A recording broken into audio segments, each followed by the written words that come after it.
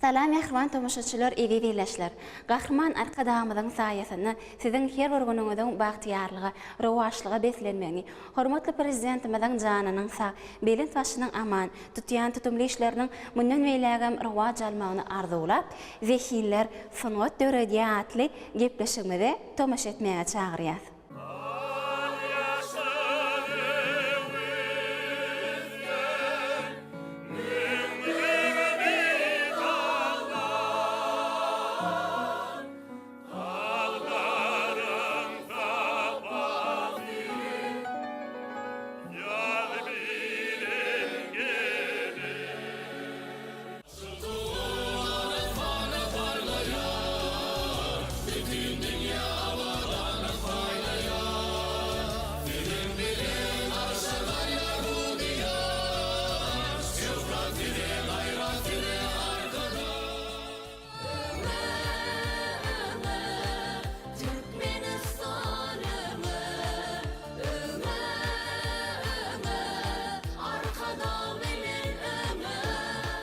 Türkmenistanyň döwlet hory.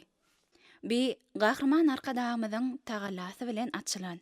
Halkymyza konsertlaryň, operalaryň, şekilli aýdymlaryň üstü bilen ruhy lezzet paýlap gelýän sunwat zehinleriniň jemlenen topary. Ine şu gowrumly döredicilik toparyny zähmet çekýän sunwat zehinleriniň taýýarlaýan eserleri biziň aýdymsaz sunwatymyzda uly orun tutýar. Goýulýan operalarda köpçüligiň sesini berýän, uly dawaralarda döwlet senamyzy buýsanç bilen ýerine ýetirýän Türkmenistanyň döwlet horunyň şeýlede Türkmen Milli Konserwatoriýasynyň aýdymçy zehinleri bolup durýar. Mehriban ýerleşler, bizim bu gepleşigimizi bu uly döwredicilik topary barada taýýarlamagy makul bildik. Eýsem hor diýmek näme?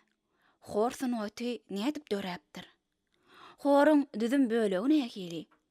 Türkmenistanyň döwlet horunyň döreden nähili eserleri bar? Halk köpçüligine ýetirilýänçe hor eserini döretmek üçin nähili zähmet çekilýär? Şu we beýlik sowallary tapmak isleseňiz, onda mehriban ýerleşler biziň gepleşigimizde tomoşa ediň. Gahrman arkadağımız hiç zat öz-özünden döremeýär. Dünýäde ähli zadyň öz başlangıcı bar diýip belýär.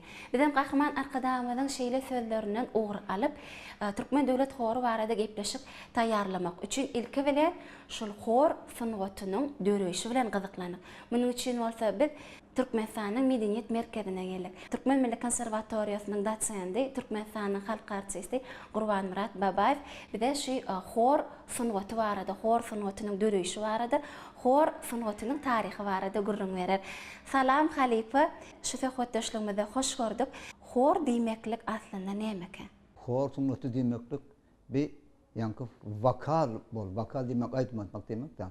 Halk dörediciligiň içinde bolup hor toparyna üýşüp bir näçe adamlar topar bolup bir vokal aýdym eserlerini ýerine ýetirmekdir. Bir ses bolsun, iki ses bolsun, dört ses bolsun, 8 bolsun tapar diýip bilerikde aýdyp ýerine ýetirmek hor topary diýilýär. Hor sunwaty gaty gaty çuňluklardan, taryhyň çuňluklaryndan alyp gaýda özüniň gözdaşyny 5-nji asyrlarda da gadim Misir döwletini horla döräpdir. Bar. Ýöne olar köpden şäherде bir sesli horlukda bir heň aýdypdylar bar. Ondan ýeke Misir döwletinde de däli, gadim Gresiýede, ondan Italiýa döwletine aýdym has ösen ýerlerine bolupdyr. Ondan soň beýleki Fransa döwletlerine, German döwletlerine, Angliýa döwletlerine, Awstrija döwletlerine ýaýrap 5-nji asyrdan göz aşaryp gaýdyp 10-njy 12-nji asyrlarda iki seslik döräp bolýar. Şoň pes sesine organium diýilýär. Şol bas seslerinde. Ondan beýik seslerinde distant diýilýär. Indi organium diýmek şol pes seslere esasen baslarda bolýar da. Erkek adamyň pes seslerini, ýowun seslerini bas ýa bariton diýerler. Oğlun beýik seslerini şo wagtda distant diýerler, häzem diýerler. Ol ýani çağalar, 12 ýaşly çelle çağalar. 12 ýaşdan soň ütge burýar, şoňa çelle distant diýerler, şoňa çelle çağalyň sesi beýik bolýar da. Şolar gıyt gelinin beýik notu, alýan notlaryny alyp bilýärler. Şoň üçin gadim wagtlarda Şol günatlar Avropada ine butkanalarda horlar bolunna. Şol butkanalarda horlar nusxu horlar bolup şol butkanan kökben bir ayrılma bolaymalar böyle bolupdur. Şo yerde de Yoğunsatlar erkek adamlar ulu yaş eten adamlar ettir. Emma gelin gıylan aytma seslerini çağalar aytırdılar. Emma 14. 15. 16. asırlarda iyem şeyler bir kompozitörler görev var. Avrupa'da, Niderlandiyada, İtalya'da, Fransa'da, Germanya'da, Palestrina deyip bir gatı hor uğrunun gatı bir usat kompozitör bolun. Ton Arlanda Lasta bolun, Joneken bolun, Abrecht bolun, şu tuğraklarda. Şolar hortun ötü şeyler bir ötüp inni önkiyali iki fesli ya bir fesli der inni 4 fesli var yalar. Şo taydanam, şo 4 feslik bolundan ondan şo horlara inni o çağalar derdi genliler koşu vuruyorlar. Hani şey dibem garş koremele geliyor. Dinle oğullar erkek adamlar hem oğlum çıkar onda inni 10 yaşında 16 yaşında şo kompozitörlerin şo hortunluktan östürüp iki feslikten 4 fesliğe getirip bir ulu bir ösüşler boluyor da. Şol bir ayrıten bir ösüş doğru oluyor. Ana sonuna 4 etler dörep, ine şu kora geliyorlar. Ondan sonra şu vakitler eserler akapella ediliyor eken. Akapella bolunda korundun öğretmen hiç sağ kural sonra sağındarlık etmeler. Dine akapella görmüşsünler. Sonradan şu sonunu ötüp ine 17. asırın ahirlerine Johann Sebastian Bach deyip Minnesota kompozitör, dünya belli büyük kompozitör. Ondan Friedrich Händel, o sonradan şu gruplarda Viyana klasikler, Haydn, Mozart, Beethoven öz eserlerini orkestr, organ, fortepiano, beliksal kurullar koşuyorlar. Ne için koşuyorlar? Sebep onların kişirak akapella, sahasız aydılayan hor eserler yani ulgurumlu eserler yazıyor. Yani kantata deyip eserler yazıyorlar. Kantata eseri aydımcı. Hor için, hem orkestr için, hem solistler için. 3-4 tane solist boluyor. Hor boluyor, hem orkestr boluyor. Hem oratoryalar boluyor. Oratoryan gövürme kantadan hat ulu boluyor. Oratorya demeklik bir ulukan bir tarih vakanı gurun verip son tuğrutlarından oratorya ul kantatadan hat ulu boluyor. Şoları simfonik orkestr bilen, kamerin orkestr bilen, organ, fortepiano bilen, ya belki tal gururları bilen hor bile aydıp ul kantatalar oratorları dörüyor. Bach kantatalar ul gururunu kantatalar ya oratorları yanıp 350 orayı kantata yazıyor. Şu 350 orayı kantatanın 300 santi butkanalar için dini kantatalar oluyor. Son 300'den sonki 50'si şolar dünyevi kantatalar oluyor. İnne şol Bach'ın dövründen klasikadan tam. Onlar horla dinge butkanada ayrılan bolsa, Bach inni 350 kantata yazıp, son 300 tane butkanlar için yazılan dini olsa. 50 tane tam dünyevi. İnne şotayda dünyevi horla döre vuruyor. Horla dinge butkanlarda bolmasa. İnne o yerde bir kiçirak çeper hugusçunlar hori. Sonra mandan bir ustatlar hori döre vuruyor. Şey deyip dünya horlarını döretlerek beni bizim Türkmenistan'ın devletlerin dünya horlu da. Ne son yıllarda son dörek gittiler. Ondan sonra romantika dövrü başlıyor. Romantika dövrüde yine Schubert, Schumann, Brahms'ın kompozitörü bulunna. Bach'tan, Beethoven, Mozart'tan tam. Onlar dövrüne bir hili kamer horlu dövrü. 30 adam, 35 adam, 32 adam, 40 adam kamer horlu, kiçirak horlu dövrü, kamer horlu dövrü. Dünya eserler kən yazılıb, ondan sonra romantikanın sonra yine beri günde var Avrupa, Rusya, Çekoslovakya, Polşa, Bulgarya. Şu devletlerde de yayrap, beri güçkel oturdu. Yayrap şu yerde halk horları dörüyor. Yani ben hemen aytdım ha, ilk adam. Hor topor demek, köpçülükleyin yerine getirilen vokal eseri yönü halk dörücülüğün içinde. Demek ona şey dip bizim devletimizde de şol hor sanatı aralaşıp gelenne. Yani dediğiniz aslında halk dörücülük doğruda deyip. Yine mamalarımızdan bir aydımsal sanatımıza koyun bir dörüdüp bizim hazırki nesillerimize yetirip gelen bir acayip sanat eserleri ve halk dörücülük eserlerimiz var da olaram bir leyleler, hudular, moncugatlar. Indi şu leyleler bir köpçülüklüğün yerine getirilen eserden. Indi onna demek şol köpçülüklüğün olansa olan bir uyuşulup aydılan aydylýan bir horun bir görnüşi bolup biler şeýle-de. Yok man. Indi men size şurada şoňa gelir ýaly bir mysal aýdyp berýän. Indi biz şol bagyň döwrüne, bagdan öň ýa-da klassika döwrüne, onuň Palestirini döwrüne näme täzen döreýiş ýa-da orta asyrlardan toňkylar. Şo wagtlarym bar, indi horlar bolup durar. Bag döwrüne de şo butkanlarda aýdylan hor eserler bar. Şoň hemleri halkdan alınýar. Näme üçin? Sebäbi biziň şu tüldürlenmede bar. Bizim hor edip aýdyp bilen. Bir festivalda bizden 2 edip bilýär. Gerek bolsa 3 edip bilýär. Näme üçin edip bilýär? Sebäbi saat sunatynyň özüň her öz uğru bar.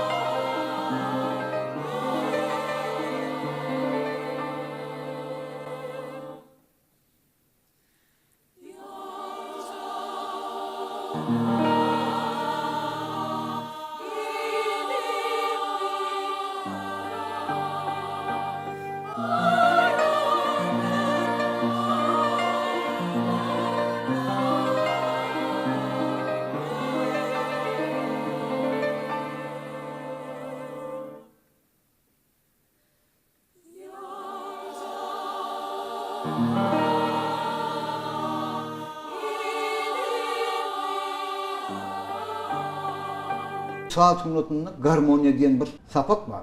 Garmoniya şu saat sunatının matematikası. Şu zatları bildim.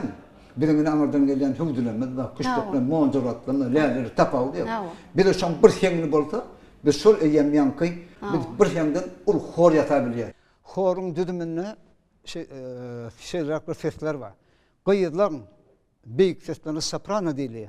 Şunun için bizim kıyıdımızda soprano kıyılar tutturmanı, birinci sopranolar, birinci büyük sesler, ikinci sopranolar azıcık onun petak sesleri. Gerekli bile de diyorlar. Altlar kıyıdın sesinin pes sesleri. Altlar birinci altlar, ikinci altlar. Birinci altlar büyük sesleri diyorlar, ikinci altlar azıcık petak sesleri diyorlar. Birinci altlar. Bunun diapazon yani ses ağırlığı uzak bolýardy. İkinci sopranoň aýdyp bilen adatlaryň yerlerine de bar bilýärler da oturaýanlar. Ondan indi ikinci altlar. Bular petrak altlar. Gatken operalarda, konsertlerde ikinci altyň sesini kän ulanýarlar. Sebäbi orkestrda violonçel saz rolu var. Şoň sesini berýän ýerler ikinci altlar aýry tenrak bular şeýle bir ýuwuşkun berýär. Indi şu oboldan sesler ýylanmaşlar. Ýöne kontralto diýen bir ses var. Kontralto diýen ses ol has petrak notalar diýerler. Owulun seslerinin içinde beýik sesler tenorlar diýilýär. Tenor turma ýermeden. Birinci tenorlar, ikinci tenor. Buların şolar iki bölünýär. Ýöne tenorlar lirik tenorlar bolýar, ýeňil tenorlar, ýumşak, gaty mäherli tenorlar, onuň dramatik tenorlar bolýar. Indi baslar, owulun pes sesi. Birinci baslar turun. Birinci baslar turun. Bular birinci baslar biz baritonlar diýär. Bular beýrak notalar diýerler. Bular ikinci tenorlaryň barýanlarynda aýrym-aýrym bar bilirler. Kaýarym operalarda Leýmel'in operasyny baslaryň aýdýan notalaryny biz tenorly bile goşup aýtdyran wagtym boldy. Baritonlar diýär sonra. İkinciler turun. Bulara bas diýerler. Baslar has ýogyn sesler bilen pes sesler bolýar. Bular baritonlardan has aşak sesler alýarlar. Özlerim şu esere düýp berip durýan owullar näşler. Hor, bütün hor düýp berýär. Ýöne basyň içinde oktavist diýen bir ses bolýar. Oktavist ses gaty seýrek gabat gelýär. Juda bir tapyl ses bolar. Şoňa şeýle bir aýratyn ünsverýärler, şoňa bir aýratyn hormat goýarlar. Hebe bütün horyň alyp bilmedik has pes notasyny alýarda, bütün horyň etmeli işini bir sütun ortaklaýar. Indi horyň seslerini dinleýär şeýler oturaýan.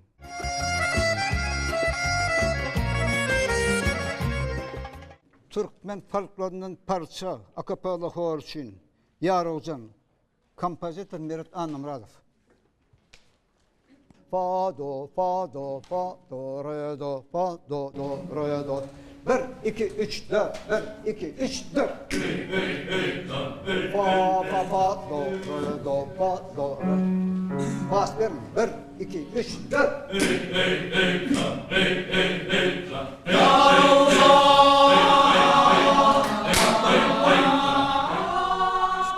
Kontrapunkt, do, si, la, sol. Kontrapunkt istelen op. Baslardan tenora isteliye, tenorlardan kontrapunkt istelen op. Tenorlar. Yar olacağından tam ayrım kontrapunkt istelen. Fa, do, re, do, fa, do, re, do. Yar olacağın, do, si, la, sol. 1, 2, 3, 4. 1, 2, 3, 4. Yar olacağın.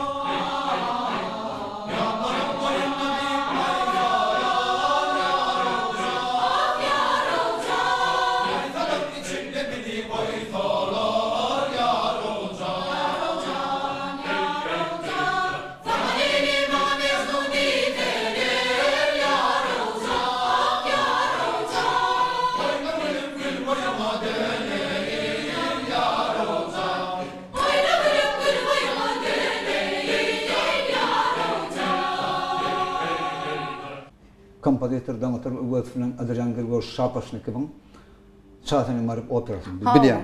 Şonunu Tündürüye'den bir kıyılan hor var. Çağatay'ın öğretkeniyleri öğrenip Tündürüye'nin grafına gelip Tündürüye senden garip öttüm deyip aydiye da. Ana şu yerde Türkmen halkaydım Tündürüye var. Şunun damatör öğretmenin Şapaşnikov'u ikisi bilekti. Şol yankı aydın var Tündürüye. Şunun görünüşünü Alman hayırrak görünüşünü alıp durup oluyor. Hayır, tiz aydımı hayırrak yerine eten bir kaygılı aydımaya uğranıyor. Şu tayda sol ilk bir ses başlıyor.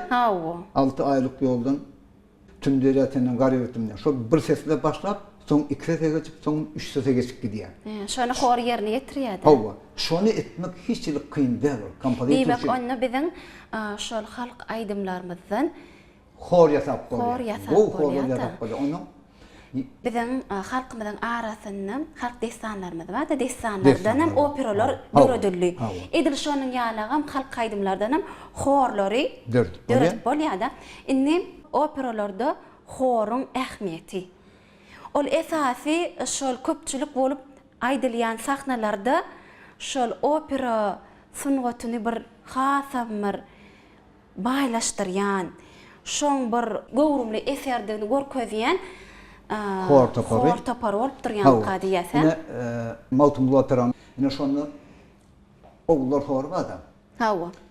Inni mawtumly sahnada durka ogullar gelýär, halk köpçüligi. Gelýär de mawtumlar ýüzlenýärler. Hor bolýar. Erkekler hor, ogullar hor. Mawtumly aýt neçik maslahat senden akılymyz ýokdur arada diýip şoň ýüzlenýär. Şol eýýem horlar ýerler bolup bütün halkyň sesi de şol. Halkyň sesi de, halkyň pikiri. Hani näme etmeli sen bir akıllar birin aramda maslahat bir näme şey ýagdaýdan çykmaly şoňa maslahatyny berdip ýüzlenýärler da.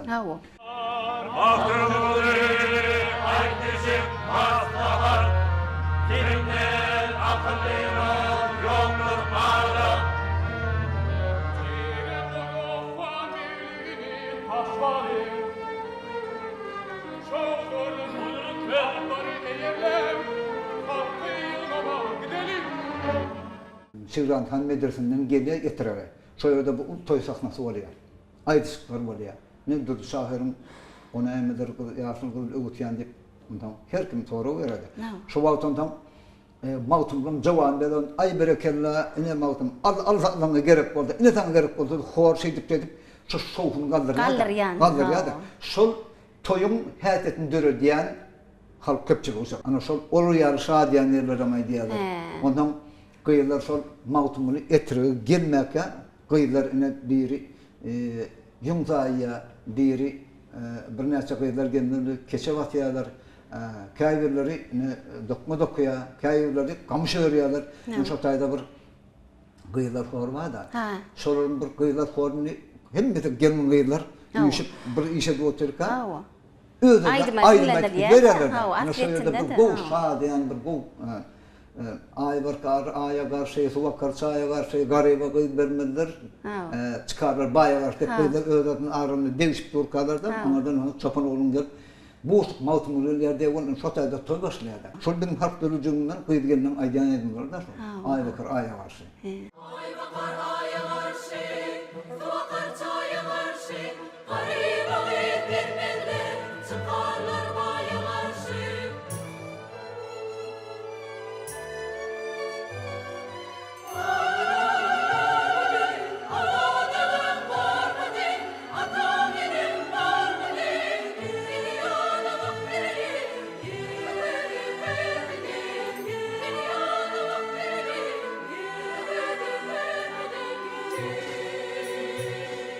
Gahrman arkadaşımız bize Türkmen Devlet Horuny açıp berdi 2011-nji ýylda.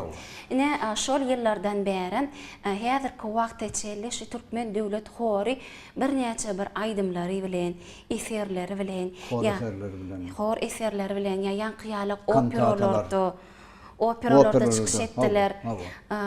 Şi Gahrman arkadaşymyzyň tagalasy bilen geçirilýän her bir uly bayramçylyk dawaralaryny biziň şu döwlet senamyzy ýerine ýetirip ýa-da bir ajaýyp watanymyzy wasp edýän aýdymlaryňam arkadaşymyzy wasp edýän, ilgünlemyzi wasp edýän, durmuşymyzy wasp edýän aýdymlaram sportymyzy ýanky tarip bilen eserlemden şol wasp edýän eserlerim çykyş etdik da şo ýerde. Siz Türkmen Milli Konserwatoryýasynyň muallimi ýaşlarda hor sungatyny kemale getirmekde bir nähil işler alyp barlýar Türkmen Milli Konserwatoryýasyna. Türkmen Milli Konserwatoryýasyny bizde hora dirjörletmekden kafedramız var. Şu kafedramyň müdiri edýän soň ýollar bolup iş ýapýaryn köp ýyllanlary. Şo ýerde 5 ýyl okudylar. Şo ýerde gelýän talipler biz Türkmenistan'da 6 sany sağçılık orta mektepleri var. Damatarowut var, Narkova, Aşgabat'ta. Ondan sonra Daşovur'da Maltum var, Fadında Tüngat mektebi var. Mar vilayetinde Yolman May Fadında, Levak vilayetinde var, Balkan vilayetinde var da. Şulardan 4 yıl koordinatör öğretmek kafede bölümünü tutup gelip bizim konservatuvarına girbilýärler. Bilim alýarlar. Bilim alýar. Aňda 4 yıl okaýarlar, bizde de 5 yıl. Yani ondaşından biz opera simfonik dirjör taýýarlamak diýen öňrek olam bar gapdan. Şol has indi giňetler bizde. Onu şondan soň gelip döwlet horuny işläbilýärler ýa sağçylyk mekteplerde çağlar horulyny işläbilýärler. Türkmen Milli Konserwatoryýasynyň 3 tane hor tapar var. Bira ýanky ýekiripde aýdym kafedrasy vokal. Kafedrasy hem dirjörler, ona hor dirjörler, ondan o ýerde terelçiklerim, muskawetlerim, aramarym, pianistlerim gatnaşýar, şolara dirjörlerin hory diýýär. Onun saat pedagogikaty, saat monçuluk kafedra, ul kafedra, onun öz aýra tempory bar. Olar şu gutorp giderlerinde orta mektepler bolýar, saatçylyk, orta mekteplerine aýdym, saat muamlar bolýarlar. Ondan sonra gaplarymyzda ýene bir 3-nji hor bar, bilen yani eýleki halk saat gurulary ýa-da bagşylar var o ýerde. Ondan akordionçylar zatlaryň maşgulata şolaryň aýdýarlar da goýarlar. O 3-nji topary ýa. Ýöne şo ýerde esasy ulu gowrumly ýerine ýetirilýän eserler, şonu ýanky dirjörler hory bilen ýanky saat pedagog, saat monçuluk kafedrasynyň molar bile goşulyp, ol has çylşymly eserleriň hötdetinden gelbilýärler da. Mesela bir diýanrak kompozitordan otur uwatyn dutarmy var diýen 3 bölümden var kantatasy var da. Ul kantatasy edilýär. Şonu bilen döwlet horulyny aýtdyk. Ýa-da bir kompozitor Rejewal Allaýarowyň bir ulu gowrum eserlerini konsert Türkmen Milli Konserwatoryýasynyň horlar aýdyp durlar. O zatdan bir hötdetinden gelbilýär. Biz oňa aýdymçylygyňdan ýeterlik, dirjörligimden ýeterlik. Onuň orkestrmeden Türkmen Milli Konserwatoryýasynyň taliplerine, ýa-ni hor toparlaryna da siz ýol başçylyk edip, halipalik edip gelýäňiz. Indi Türkmen Döwlet Hory özüniň, şu Türkmen Döwlet Horuny da bir şolaryň ýerine ýetirýän hor eserlerine de siz dirjörlik etdiňiz. Indi şu ýerde dirjörüň, hemem kompozitoryň, hemem şol ýanky düzüm bölegi var, aýdymçylar da ýerine ýetirýän. Şolar bilelikde işleşmegi, şol Nähili baglanşykly? Hor eserini etjek bolsam, hökmen ona kompozitör gerek de. Awa. Kompozitör gerek. Okuyup kompozitör nushu eser döre diye de. Şol eser dörede onda hoşunu högösülen aýdy ýaşan. Şol eser gat şoul çyksa, hor tapırım şonu bir gowy usatlyğa ýerine ýetirdi, şonu iş bitýär. Dirjorun ähmiýeti nähili? Dirjorun ähmiýeti bar. Şol kompozitörüň öýdüň pikiri bar. Awa. Şu hor eserini ýazanlar, şol öýd pikirini tapmaly den.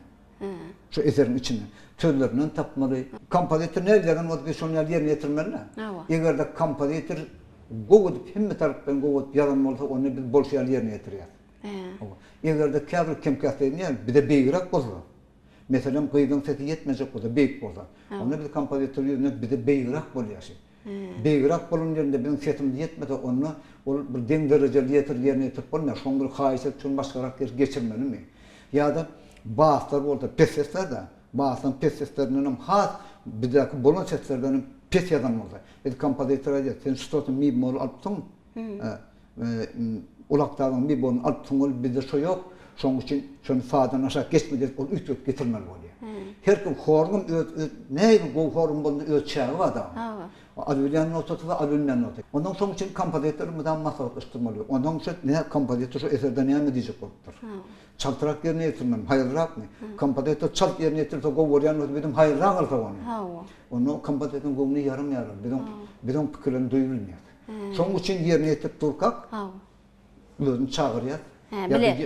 Diýmek ondan şu kompozitör, dirjor hemem ýanky horun didemi üçde bilelikde işleşip bir ajaýyp sunup eser döreýär.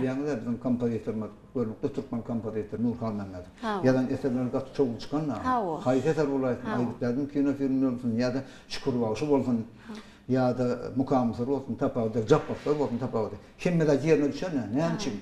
Rejissor, çok kino goýan rejissor, kinonu çok oýnayan baş kesbi döredýänler, beýleki ýa halk köpçüligi, kompozitör, hemmeti bile mudama duşup, hemmeti birini pikirler, hemmeti bir pikire ortak gelmeli şolan. Aýrym hor sunatynda da, orkestr sunatynda da dirjor, hor ýa-da kompozitör, onuň sözüň goşgyn sözlerini kim ýazan bolsa, sudatlar hökmen baglanşyp habarlaşyp durmaly, mudama duşup durmaly bolmasa onu notasynyň tyglygynyň ondan gata aýtmaly, ýoş aýtmaly, haýal aýtmaly. Onun ýekiji sözüň ýekiji harpy ýalňyş bolmaly. Ýalňyş bolsa şol, onu men şonu dirjor bolmaýar. Menden dirjor bolmaýar. Sözüniň notalarynyň tutuşlugyny şonu sen emnin geçirmeli. Bir notanyň aýryny çeldi. Sen şoňa jogap berýän.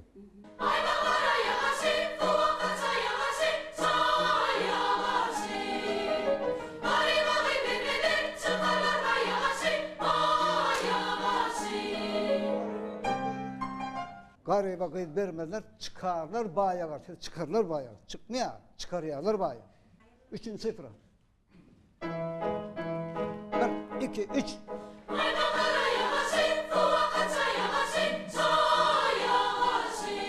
Garyba. Çıkarlar.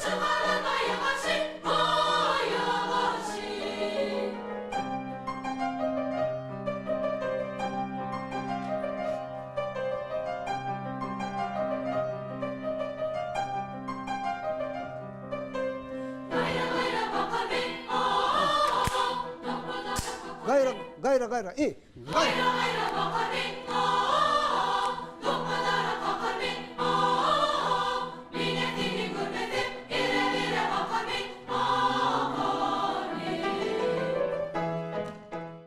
Sağ olun Halipa, beren gyzykly gurulmalarymyz üçin.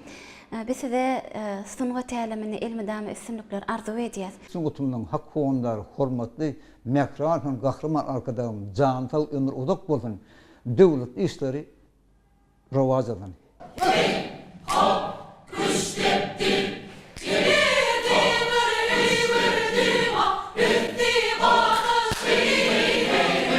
Döwlet horunyň düzümini zähmet çekýän aýdymçylar sungat ojaklarynyň uçurumlary şeýle de şol sungat bilim ojaklaryny bilim alýan taliplerden ibaret.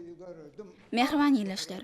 Bu görýän pursatlarymyzda Türkmenistanyň halk artisti dirijor Gurban Murat Babayew hor topary bilen halk döredijiligi esasyny döredilen aýdymlaryň üstünde işleýär.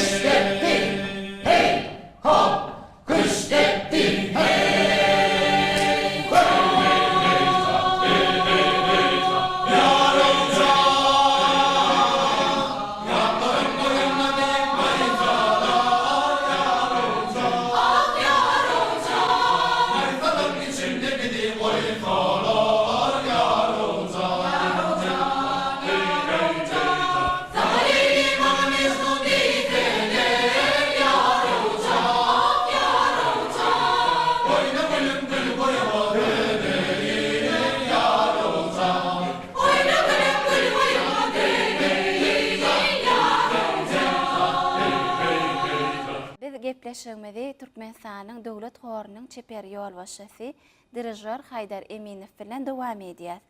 Haydar aga, sizi studiýamyzda hoş gördük.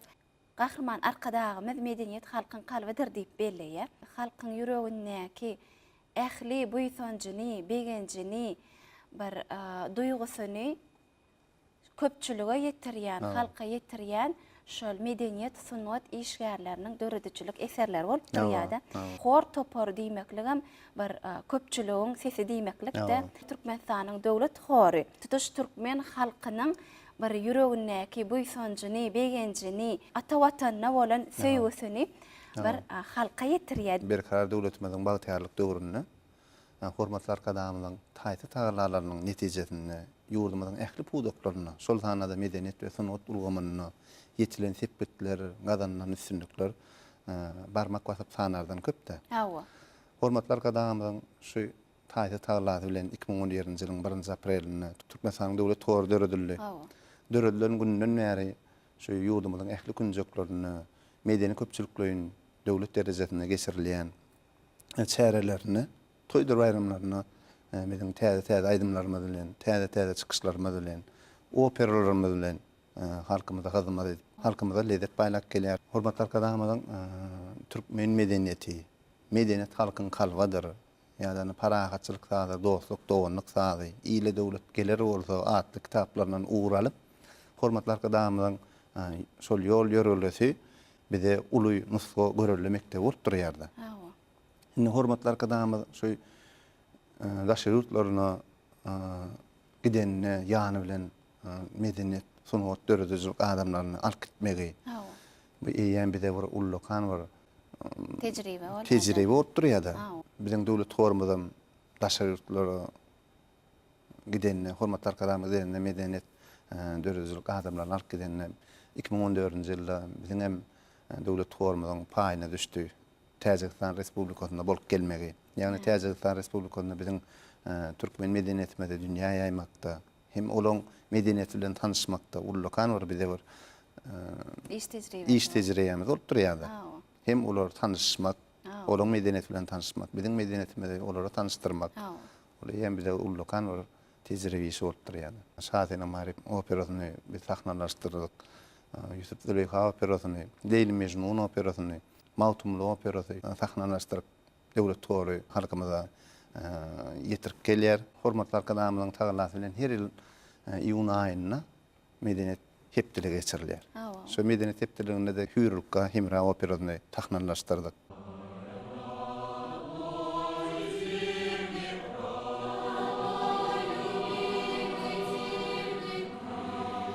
Döwlet horunyň bir neçe operalardan başga da dünýä halklarynyň eserlerine döredilen aýdymlary hem bar.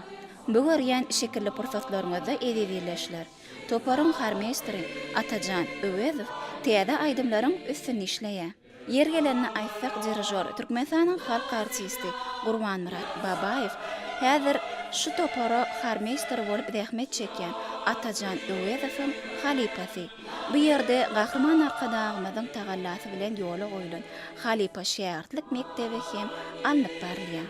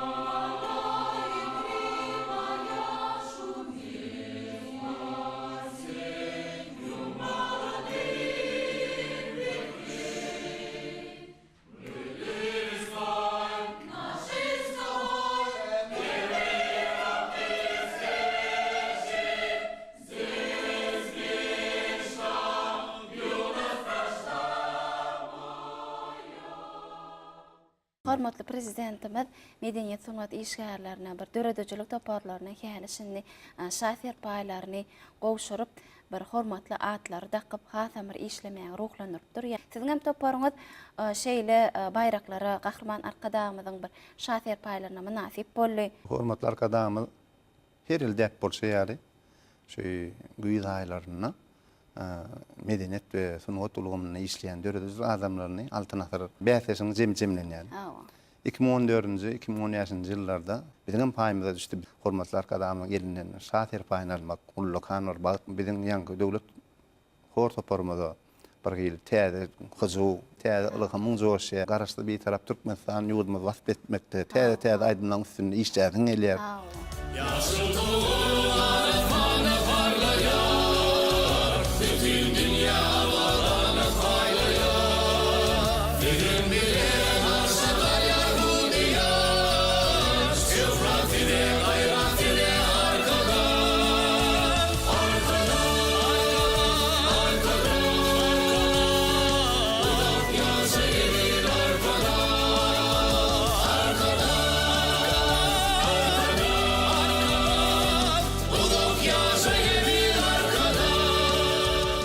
Toparynyň eserleriniň bir kemale gelmegine dirijorun, kompozitoryň hem orny uluda.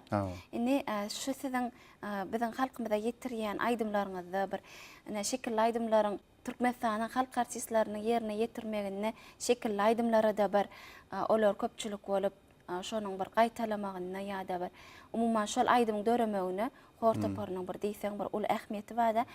Şol aýdymlaryň kemale gelmegine bir haýsy häzirki bir dirijorlar bilen, haýsy kompozitorlar bilen işleşýäňiz, şolary aýtyp geçäýsiňiz.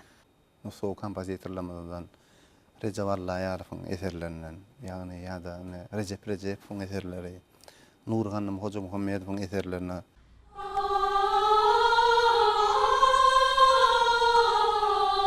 Beyler, birinci notan gata aýtmaň. Arasaýdyň ýöne ýuwaş piano. Barmy piano? Ýadlarmy piano? Piano aýdym. Daşdan gelen ýaly ondan.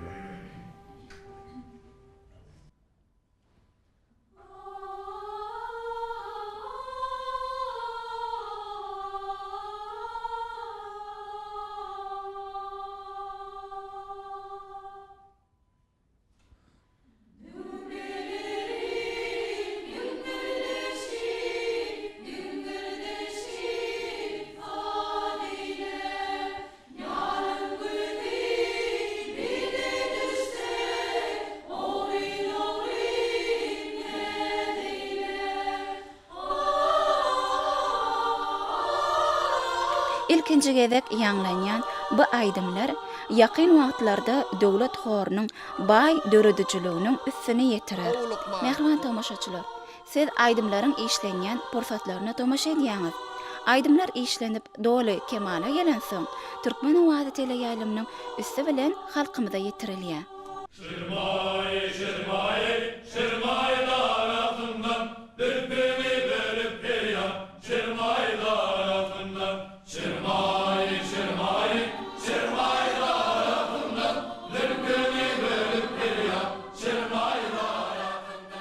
şanyny garaşdyrmadan 20 ýyllyk toý bayramy münasibetli döwlet derejesinde geçirilen konsertlerini Merdan Ýazmuradowyň sazynyň garaşdyryk aýdym bilen çykyş etdik. Arkadamyz wasp edýän bir täze aýdym.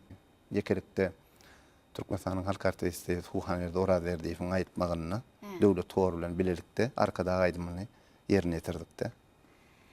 Bizem şol Türkmen wagtyla ýaýlamadyň döwredçilik toparynyň bir sizin şol aýdymlaryňyzda ýazgy edýän pursatyny şekilde geçirdik. Nähriman tamaşaçylar gelin häzir hemmämiz şol şekilde pursatlara tamaşa edelim.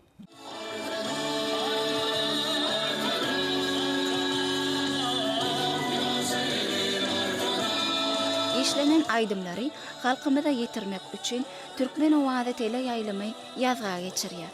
Şol ýazgy pursatlaryny bolsa biziň gepleşigimiziň döwredçilik topary ýazga geçirdi. Aýdymlara bir näçe wagtlap taýýarlyk gören topar döwrewap hem milli öwüşünli lewaslarda uly buýsanç bilen aýdymlaryny ýerine ýetirýärler.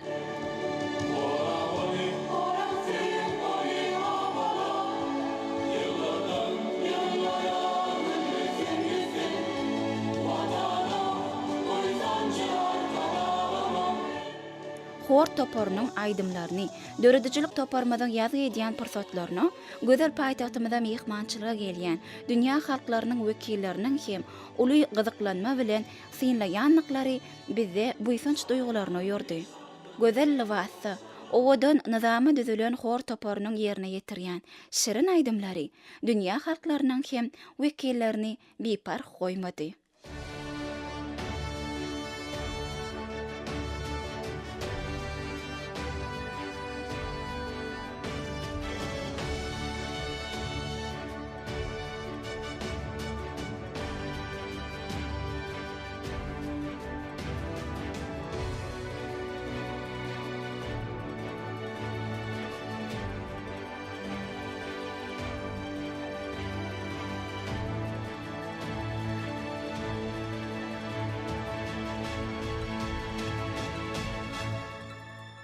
Geminin sümbüle sarıkı kurup, açılmış bağında alevan güller, şığırlarda gagallarla zeylenip, tariha yazılar bu ilk güller.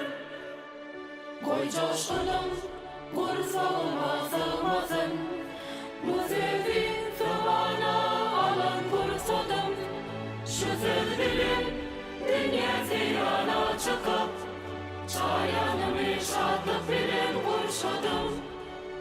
Şu söz bilin, dünya zeyana çıkıp, çayanımı şadlık bilen kurşadım.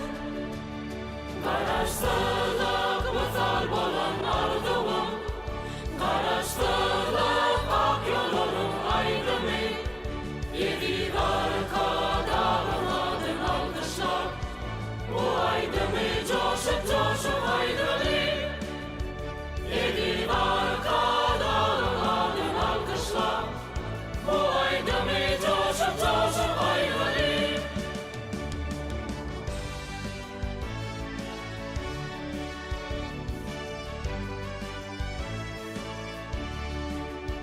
Bu söz arzu, umutlardan yasalan, yüreğine juda juda kolaysen, o midesi tumur edilip takıp, birbirine bulanmadan kolaysen. Oran suyun oli abala, yıllara güllesin gitsin, vatanım uysancı arka dağımın, yürüyecek yoluna akıllar bitsin. Vatanım uysancı arka dağımın, yürüyecek yoluna akıllar bitsin. Karaştırlık vefal bolan ardımın, karaştırlık ak yolların aydımı,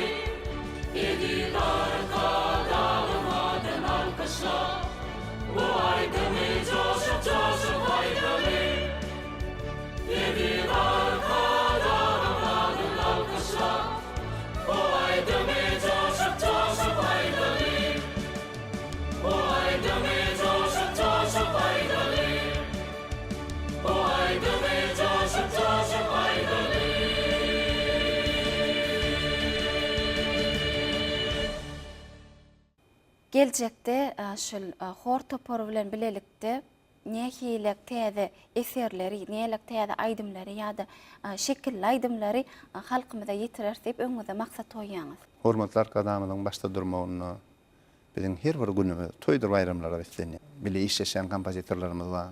Bular täze aýdymlaryň üstünde işläp ötýärler. Nesip bola geljekde täze aýdymlarymyz bilen ýene de halkymyzy begendirmekde, hormatly arkadaşymyzy wasp etmekde, ýene täze aýdymlaryň üstünde işlerden ýerine ýetirerler.